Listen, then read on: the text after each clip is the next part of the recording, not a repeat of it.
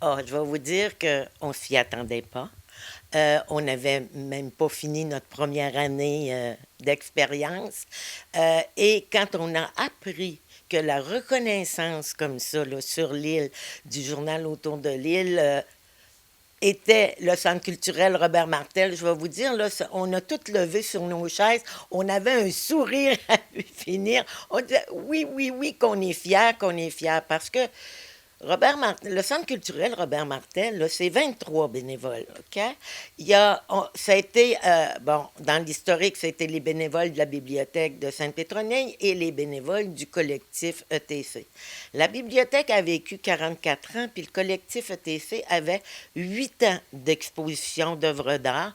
On s'est tous regroupés, et quand des citoyens se mettent ensemble, là, puis qui veulent faire avancer, là, on était tous dans le monde de la culture, ben, on a lancé le Centre culturel Robert Martel, et on a eu, on a été suivis. OK? Les citoyens nous ont suivis. Le journal nous a suivis. On a eu des donateurs qui nous ont permis de bouger un peu avec quelques moyens financiers, qui ont cru à cette formule-là. Et qu'après un an, le journal nous déclare personnalité de l'année. Oh, je vais vous dire, là, c'était un bon mot cœur. Tout ça, est-ce que ça permet une meilleure reconnaissance si vous faites soit différentes demandes ou quoi que ce soit pour justement exposer ce que fait ici, ce qui se passe ici à Sainte-Pétronille et à l'île d'Orléans? Bon, je vais vous dire que ça ne ferme pas la porte. Hein. Les gens commencent à connaître le nom, commencent à nous connaître aussi comme gens engagés, et ça rouvre bien des portes. On a des activités présentement qui se préparent pour 2025, parce qu'on continue. Et oui, on a des gens à qui on approche, et la réponse est presque toujours oui. Oui, oui, oui. C'est très rare qu'on a une hésitation même. Je pense que vous avez eu justement une assemblée générale annuelle dernièrement et comme vous dites, ça a quand même été intéressant. Les gens, il y a une affection pour le centre culturel, entre autres aussi pour ce que vous faites, mais aussi on garde toujours en mémoire M. Martel. Exact. Exact. Robert, c'était l'homme de culture à Sainte-Pétronille. Hein? Donc, dès qu'on parle du centre culturel Robert Martel, ça a frappé l'imaginaire, et les gens viennent. On a eu une assemblée générale qui donne le passé et le futur, hein, dans une assemblée générale, et on était content de l'assistance et des gens. On a des membres qui renouvellent là, leur abonnement, et oui, oui, oui. Et Robert Martel, on sent que tout de suite le nom a accroché. Maintenant, comme vous parlez justement activités, qu'est-ce qui s'en vient dans les prochains mois, très rapidement, pour les activités pour le centre culturel? Rapidement, donc le 13 avril, qui est un dimanche, Monsieur Jacques Hellman, qui est un Belge représentant de la compagnie Marabout, vient au Salon du Livre. Mais c'est un homme qui nous a à cœur, parce que à tous les ans, il vient nous visiter. Et là, il va nous faire une conférence sur les produits de la collection Marabout, mais particulièrement sur Bob Moran. On sait que Monsieur Hervé, oh mon Dieu, Henri Hervé, je pense. Henri, en tout cas, j'ai oublié le nom, là, je m'excuse, était l'auteur des Bob Moran. Et il est venu sur l'île. Il a visité l'île, et un de ses derniers Bob Moran, c'est Bob Moran à la Manicouagan. OK? Donc, il y a un Bob Moran qui parle du Québec. Donc, il vient nous parler de l'engouement chez les jeunes, parce que c'était la collection jeunesse, sur Bob Moran. Ça, c'est le 13 avril, en après-midi, au foyer de la Charité. Et je pense qu'en juin, vous allez avoir une activité qui regroupe les voisins, qui s'appelle bien sûr la fête des voisins. Vous faites encore quelque chose de particulier pour le centre culturel? Oui, l'an passé, on a eu la fête des voisins, et cette année, on répète. C'est tellement agréable, c'est dehors. Le foyer de charité a quand même un très beau site, et nous offre l'extérieur pour cette fête-là. Et on invite tout le monde. On voudrait voir les nouvelles familles. Il y a beaucoup de nouveaux arrivants à Sainte-Pétronille. Il y a des jeunes familles. Puis, on voudrait qu'eux viennent aussi. Cette journée-là va être organisée. C'est un pique-nique. Les gens apportent leur pique-nique, là, qu'on partage de midi à 16 heures. Et il va y avoir des jeux. Pour les plus vieux, pour les jeunes, pour les enfants, il va y avoir des jeux. Une partie.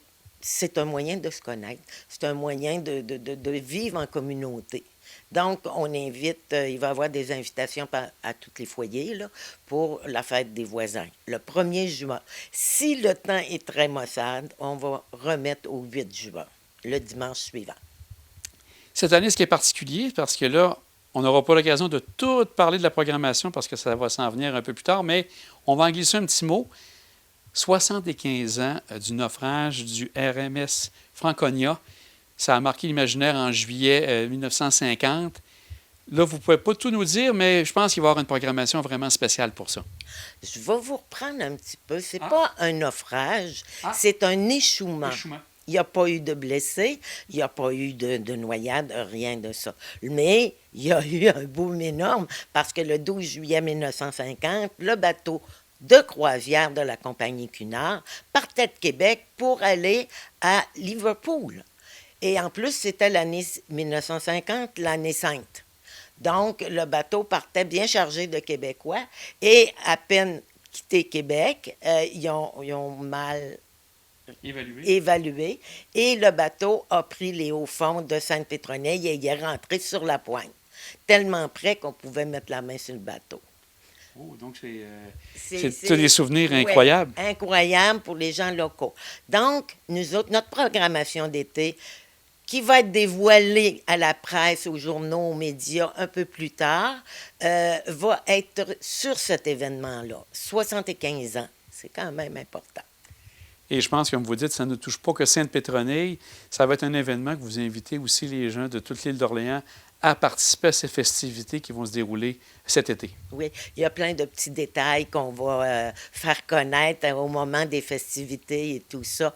Donc, ça va être super, un très, très bel été. Et même ça s'étend vers l'automne, là, les activités. En terminant, j'aimerais juste voir aussi, parce que si les gens souhaitent devenir membres du Centre culturel, quels sont les frais par année? Nous vendons une carte de membre à 20 $ pour toutes les activités de l'année. Les activités qui sont à l'intérieur, comme dans l'église, ici à Sainte-Pétronille, au foyer de la Charité, bien, on a des frais pour avoir ces droits-là et on demande aux non-membres 5 $ cette année comme prix d'entrée. À chaque activité? À chaque activité. Donc, vous êtes bien mieux de prendre votre carte de membre parce que l'année passée, on a eu 13 activités. Oh. Hein?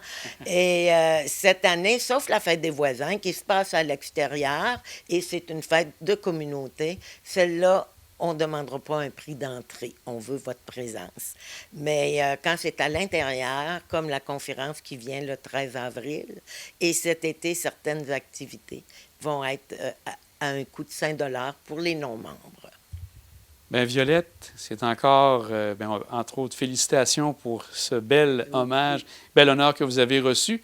Puis on va surveiller avec grande attention. Puis on est curieux de savoir ce qui va se passer pour le 75e, parce que ça semble être très intéressant. Vous allez être invité la journée du lancement de la programmation, donc vous pourrez là, avoir liberté pour en parler, et c'est des belles fêtes qui s'en viennent. Ouais.